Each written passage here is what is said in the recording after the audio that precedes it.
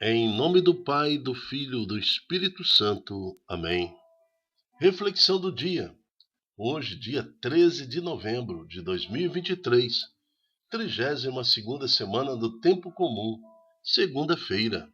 Santo do dia, Santo Abão de Fleury, um abade acadêmico. Ele que teve que lutar contra os posicionamentos do rei, que queria humilhar a igreja, os bispos, queria praticar desobediência total com relação ao Papa, e nós estamos falando dos anos 950, ano 1000, mais ou menos por aí. Então havia uma revolta muito grande entre os reis. Os reis e algumas nações da Europa queriam já dividir a igreja com relação à sua união com a igreja, né? Então muitos e muitas nações, reinos naquela época, já não aceitavam mais a presença dos bispos, principalmente nas decisões de ordem moral, né, de governo. E assim começaram algumas perseguições. E é nesse cenário que surge então Santo Abão de Fleury, né, um abade acadêmico. Querido abade, a ti rogamos as aptidões para o estudo, o ensino das coisas de Deus. Pedimos que nos leve a compreender Jesus cada dia mais através da inteligência, do pensamento, da vontade, mas também de uma vida santa na presença de Deus.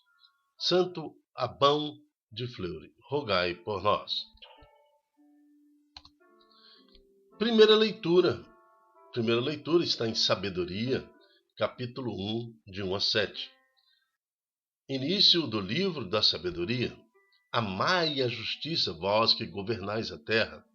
Tende bons sentimentos para com o Senhor e procurai-o com simplicidade de coração. Veja que esse primeiro versículo do livro de Sabedoria já fala ali para os reis, né? E justamente uma realidade enfrentada por Santo Abão de Fleury. Ele que lutou contra os reis, ou orientando-os e confrontando, né, com relação à igreja. Então, amai a justiça, vós que governais a terra.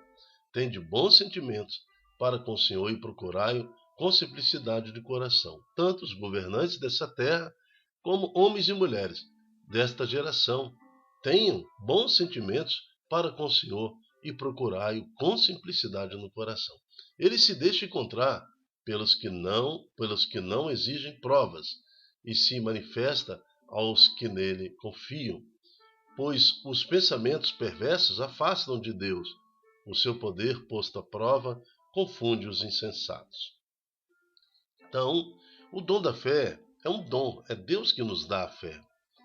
Agora, nós podemos aprofundar no estudo, podemos até questionar, né? Porque a fé, quando ela vem da razão, agora devemos ter a plena disposição para aceitar Deus, ficar atento, porque a expressão de Deus, ou Deus, quando ele se revela, os insensatos ficam completamente confusos. Mas aquele que já tem a sabedoria entende que é a manifestação de Deus. A sabedoria não entra numa alma que trama o mal, nem mora num corpo sujeito ao pecado. Então nós temos a alma, né, que é o receptáculo do Espírito em nós. O Espírito não pode habitar numa alma que trama o mal, né, uma mente que trama o mal. E também um corpo que é dado ao pecado. O Espírito Santo, que a ensina, foge da astúcia, afasta-se dos pensamentos insensatos e retira-se quando sobrevém a injustiça. Com efeito, a sabedoria é o Espírito que ama os homens, mas não deixa sem castigo quem blasfema com seus próprios lábios, pois Deus é testemunho dos seus pensamentos. Investiga o seu coração segundo a verdade e mantém-se à escuta da sua língua. Porque o Espírito do Senhor enche toda a terra, mantém unida todas as coisas e tem conhecimento de tudo que se diz. Palavra do Senhor, graças a Deus. Muitas das vezes eu ouço assim, mas como Deus está disposto a nos perdoar, né? Então eu cometo pecado, cometo, depois eu vou lá, me confesso e está perdoado? É assim, mas Deus sabe o nosso pensamento. Com efeito, a sabedoria do Espírito que ama os homens, mas não deixa sem castigo quem blasfema com seus próprios lábios, pois Deus é testemunha dos seus pensamentos. Investiga seu coração segundo a verdade e mantenha a escuta da sua língua. Então, Deus sabe se aquela conversão ela é real ou não é real, se aquela confissão ela é real ou não é real, se está havendo ali um arrependimento profundo, né, a ponto de que seja recebido da parte de Deus a misericórdia do perdão daquele pecado. Não é simplesmente ir lá confessar. Não é, não. O sacramento existe quando é realizado entre aquele que confessa e aquele que escuta a confissão, né, representando ali o próprio Deus, uma sinceridade. Há sinceridade, tem que ter sinceridade para que o sacramento surja com seu efeito libertador. Então a sabedoria, o Espírito Santo em nós conhece toda a nossa existência. É isso que nos fala então a primeira leitura de hoje, que vem sendo consolidada no Salmo 138. Conduze-me no caminho para a vida ao Senhor. Senhor, vós me sondais e conheceis, sabeis quando eu me sento, quando eu me levanto. De longe penetrais meus pensamentos, percebeis quando me deito e quando eu ando, os meus caminhos vos são todos conhecidos. Aí ele fala assim, o salmista, a palavra nem chega, né? Mal chegou à minha língua, e já o Senhor as conheceis inteiramente. Por detrás e pela frente me envolveis, pusestes sobre mim vossa mão. Esta verdade é por demais maravilhosa, é tão sublime que não posso compreendê-la. Conduzi-me no caminho para a vida, Senhor. Em que lugar eu posso me esconder de ti, Senhor? Como me esconder do vosso espírito? E para onde fugirei da vossa face? Se eu subir até os céus, você está ali. Se eu descer até o abismo, estarás também ali, né? Estará presente. Então, nós não temos como fugir de Deus. O Espírito do Senhor, embora esteja em total constrangimento dentro do pecador, né? O Senhor não se manifesta aos pecadores e nem ao corpo que comete pecado, mas o Espírito está em nós. Se a aurora me emprestar as suas asas para eu voar e habitar no fim dos mares, mesmo lá me guia a vossa mão e guarda-me com firmeza a vossa destra, a vossa face, a vossa mão me levanta. Conduzi-me no caminho para a vida, ó Senhor.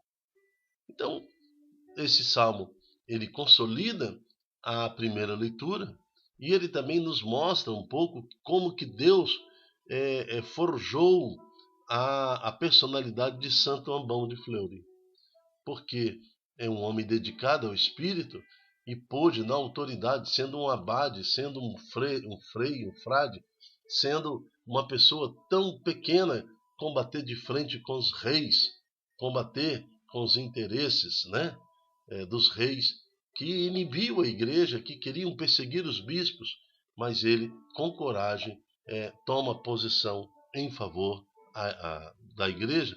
Veja, movido pelo Espírito Santo.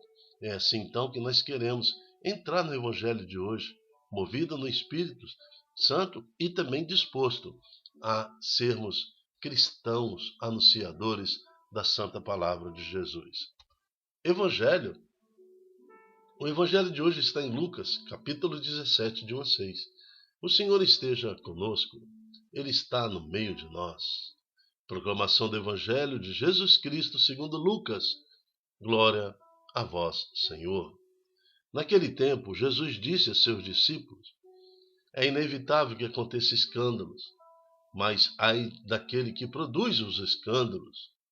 Seria melhor para ele que se amarrasse uma pedra de moinho no pescoço e o jogasse no mar, do que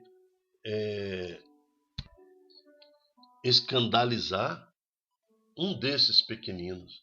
Então, quando nós cometemos um pecado, é uma coisa, todos nós pecamos, mas quando o nosso pecado ele se torna público, isso é escândalo. Então, aquilo que eu estou fazendo já é público, aquilo que eu estou fazendo, às vezes, tem até a conotação de profanação. Nós assistimos pela televisão, nós vimos pelas redes sociais que algumas pessoas, em total desagravo, em total usando da sua liberdade, por exemplo, introduzirem seus corpos crucifixos, outros defecaram em cima de santo, imagem, ou mesmo da hóstia consagrada, numa manifestação em prol da liberdade, entre aspas, né? Mas totalmente profana, totalmente agressivo, a rasgar a Bíblia, queimar a Bíblia, né?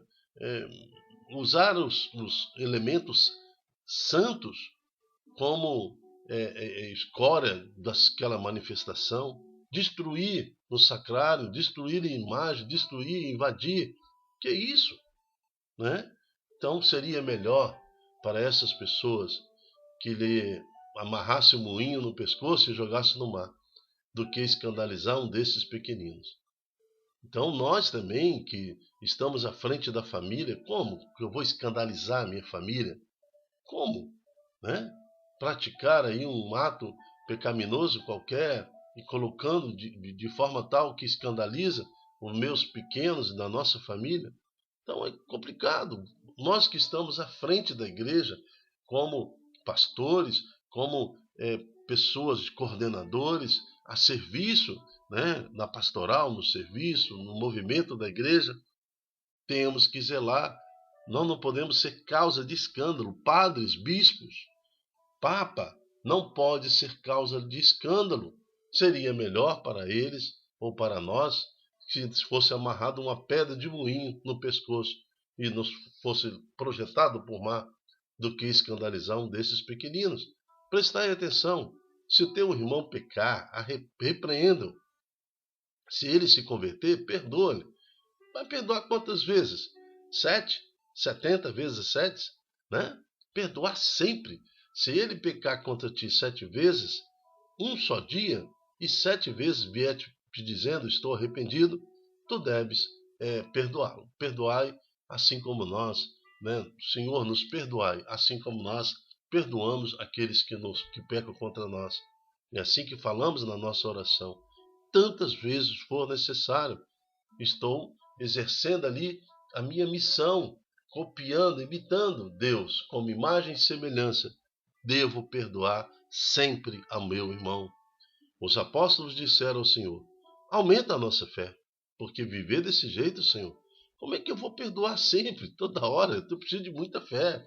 Como é que eu vou impedir o escândalo? Como é que eu caminhar contigo? Exige muito comprometimento, então aumenta a nossa fé.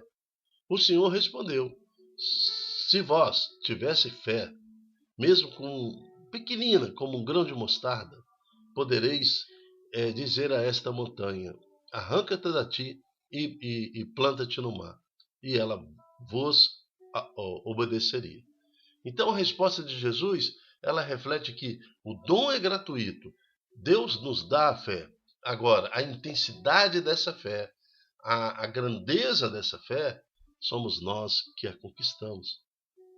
O Senhor respondeu: se vós tivesse fé, mesmo pequena, como um grão de mostarda, poderia dizer a essa montanha: arrasta daqui e vai para o mar, e ela iria. Então Deus nos dá a fé. Agora, a intensidade nós temos que trabalhar na nossa mente, no nosso corpo, na nossa vontade, no nosso conhecimento, para que ela seja o suficiente, o tamanho suficiente para transformar tudo aquilo que está ao nosso redor. Então pedimos a Deus também, como os apóstolos: aumente a nossa fé, Senhor.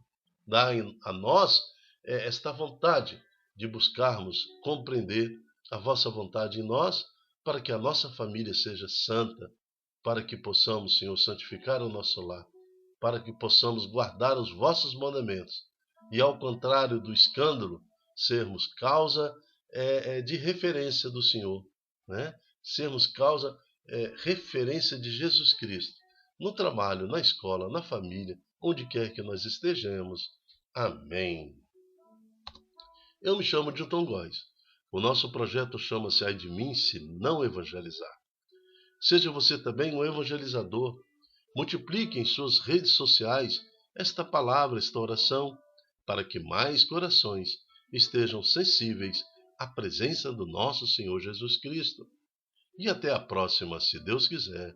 Tchau, tchau.